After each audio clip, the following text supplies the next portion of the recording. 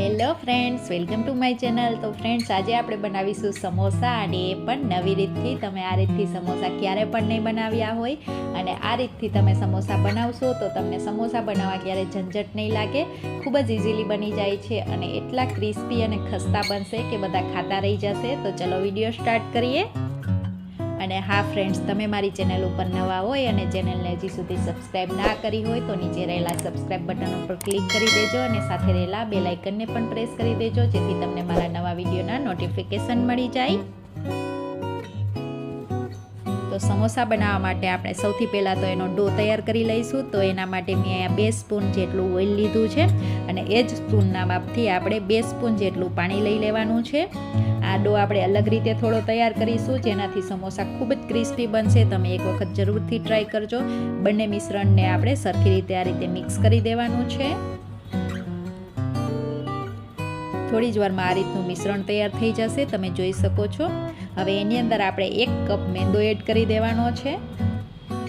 તો અહીંયા મેં 1 કપ મેંદો એડ કરી દીધો છે, અને 3 ટેબલ સ્પૂન જેટલો સૂજી એટલે કે રવો આપણે એડ કરી દઈશું. હવે એની અંદર આપણે સ્વાદ પ્રમાણે મીઠું એડ કરી દેવાનું છે. થોડા અજમા એડ કરી દઈશું. અજમાનો ટેસ્ટ જો તમને સમોસામાં ના ગમતો હોય તો તમે સ્કીપ પણ કરી શકો છો. આ રીતે મિક્સ કરી દઈશું હાથથી. તમે જોઈ શકો છો આ રીતનું મિશ્રણ તૈયાર થઈ ગયું છે. આ રીતે ડો તૈયાર કરવાથી તમારા સમોસા ખૂબ જ ખસ્તા બનશે. તમે જરૂર ટ્રાય કરજો એક વખત. હવે થોડું થોડું પાણી એડ કરતા જઈએ અને આ રીતે ડો તૈયાર કરી લેવાનો છે. ડો આપણે બહુ સોફ્ટ કે હાર્ડ નહીં તૈયાર કરીએ, એકદમ મીડિયમ રાખવાનો છે. તો અહીંયા ડો તૈયાર છે, તમે જોઈ શકો છો. આ રીતનો ડો આપણે બનાવવાનો છે. હવે ડોને આપણે ઢાંકી અને થોડી વાર માટે રેસ્ટ આપી દઈશું. ત્યાં સુધી આપણે સમોસાનું ફિલિંગ તૈયાર કરી લઈશું. તો ફિલિંગ માટે મેં અહીંયા 2 ટેબલ સ્પૂન જેટલું ઓઇલ રાખ્યું છે. એની અંદર આદુ અને મરચાંની પેસ્ટ એડ કરેલી છે મેં.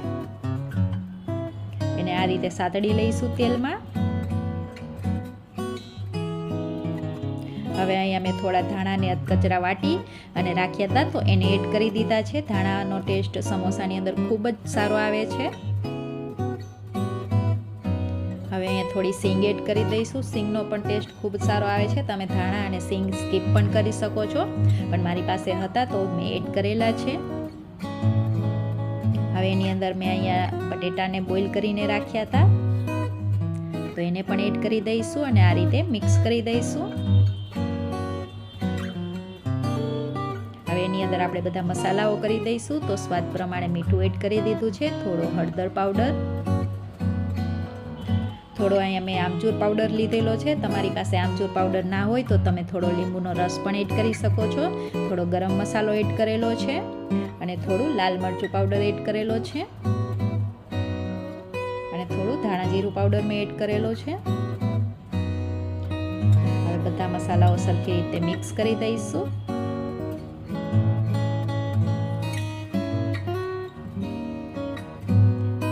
તો અહીંયા સમોસાનું ફિલિંગ તૈયાર છે, તમે જોઈ શકો છો. ખૂબ જ સરસ બન્યું છે.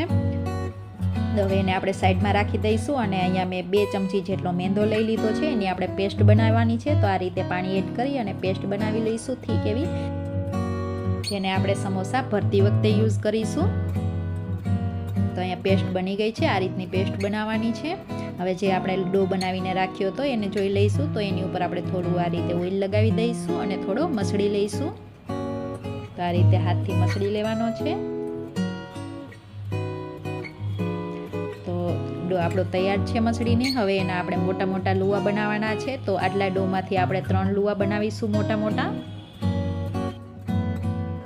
તો આ રીતે 3 લુવા બનાવી લીધા છે. હવે એમાંથી એક લુવો લઈ અને આ રીતે આપણે વણી લેવાનું છે એને.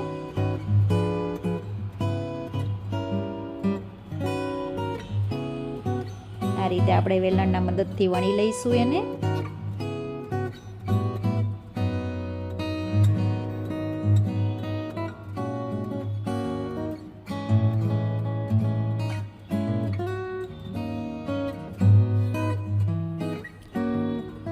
મોટી અને પાતળી રોટલી જેવું આપણે વણવાનું છે.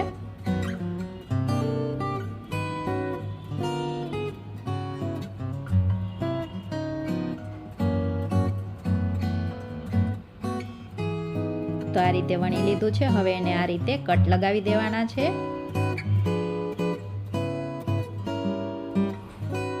તો આ રીતે 8 પીસ થાય એ રીતે આપણે કટ લગાવીશું.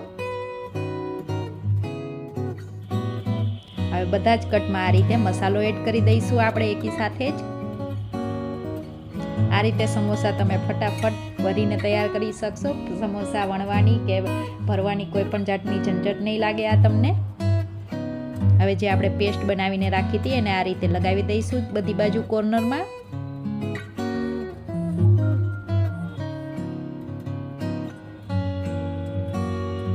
તો અહીં પેસ્ટ બધી બાજુ મેં લગાવી દીધી છે. હવે આ રીતે એક કટમાં બે બાજુથી લઈ અને આ રીતે ચિપકાવી દઈશું. હવે આ રીતે નીચેનો ભાગ પણ ઉપરની સાઈડ આપણે લઈ અને ઉપરથી પેક કરી દઈશું અને સાઈડની પણ બંને બાજુઓ પેક કરી દેવાની છે આ રીતે સરખી રીતે.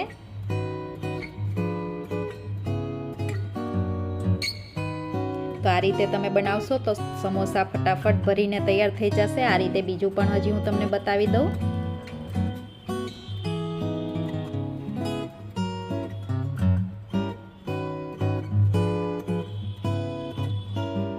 તો આ રીતે આપણે બધા સમોસા ફિલ કરી લઈશું ફટાફટ. તો અહીંયા બધા સમોસા અમે ભરીને તૈયાર કરી લીધા છે, તમે જોઈ શકો છો. તો હવે એને આપણે ફ્રાય કરી લઈશું. તો સમોસાને તળવા માટે મેં અહીંયા તેલ ગરમ કરી લીધું છે. તેલને આપણે હલકું એવું ગરમ કરવાનું છે, વધારે તેલને ગરમ નથી કરવાનું. અને મીડિયમ ફ્લેમ ઉપર આપણે સમોસાને તળીશું.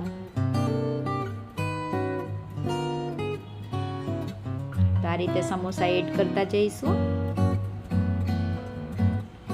તો એક વખતમાં જેટલા સમોસા આવે એટલે આપણે એડ કરી અને ફ્રાય કરી લઈશું મીડિયમ ફ્લેમ ઉપર, જેથી કરીને અંદરથી પણ ખૂબ જ ક્રિસ્પી થઈ જાય. સમોસાને જો તમે ખૂબ જ ગરમ તેલમાં તળશો તો સમોસાનું લેયર છે અંદરથી કાચું રહી જશે અને ઉપરથી એકદમ ડાર્ક કલર થઈ જશે. તો હંમેશા સમોસાને ઓછા ગરમ તેલમાં જ તળવાના.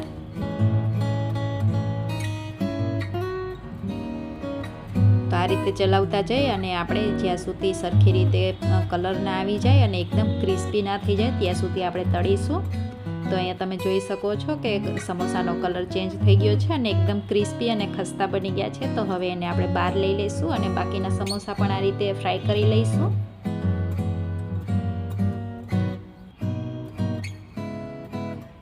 તમે જોઈ શકો છો ખૂબ જ ક્રિસ્પી અને ખસ્તા બન્યા છે સમોસા. અને એ પણ આપણે તેલનું મોણ ખૂબ જ ઓછું આપ્યું હતું તો પણ આટલા ક્રિસ્પી અને ખસ્તા બન્યા છે. તો ફ્રેન્ડ્સ, આપણી અહીં સમોસાની રેસીપી તૈયાર છે. તમને જો આ રેસીપી સારી લાગી હોય તો વિડીયોને લાઇક કરજો, શેર કરજો અને ચેનલને સબસ્ક્રાઈબ કરવાનું બિલકુલ ના ભૂલતા. Thank you, bye bye.